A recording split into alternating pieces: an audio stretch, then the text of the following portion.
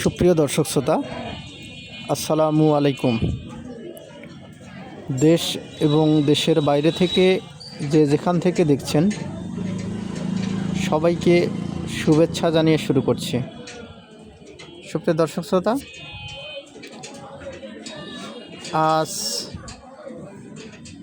গরুগুলোর বর্তমান অবস্থা সম্পর্কে জানানোর জন্য এই ভিডিওটি করা, সেই সঙ্গে শীতকালে গরুর পরিচর্যা সম্পর্কে জানানোর চেষ্টা করছি।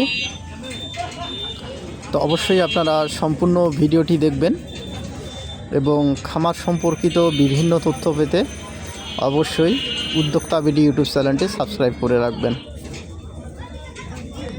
সুপ্রিয় দর্শক শ্রোতা, ভিডিওতে আপনারা গরুগুলোর বর্তমান অবস্থা দেখতে পাচ্ছেন। আর মূলত যখন আমি এই ভিডিওটি করছি তো গরুগুলোকে আমি গোসল করিয়ে দিই। গোসল করিয়ে দেওয়ার পরেই হচ্ছে যে ভিডিওটি করা। তো আপনারা দেখতে পাচ্ছেন যে গরুগুলোর গা এখনও শুকায়নি, যদিও এখন হচ্ছে যে শীতকাল, প্রচণ্ড শীত, বিশেষ করে আমাদের উত্তরবঙ্গে এই মুহূর্তে প্রচণ্ড শীতের কারণে গরুগুলোর কয়েকদিন ধরে গোসল না করার কারণে গরুগুলোর শরীরে অনেক ধরনের হচ্ছে যে অনেক ময়লা ছিল। এজন্য মূলত গরুগুলোকে গোসল করিয়ে দিলাম। আর মূলত গরুকে যারা হচ্ছে গরুগুলো হচ্ছে ফ্যাটেনিংয়ের জন্য এই গরুগুলোকে এভাবে গোসল করালে তেমন কোনো সমস্যা হয়নি, অর্থাৎ এর আগেও আমি এভাবে গোসল করাতাম। আর দ্বিতীয়ত হচ্ছে যে গরুর ঘরটা যাতে একটু এই শীতকালে একটু গরম থাকে, যাতে ঠান্ডা না লাগে রাতের বেলা।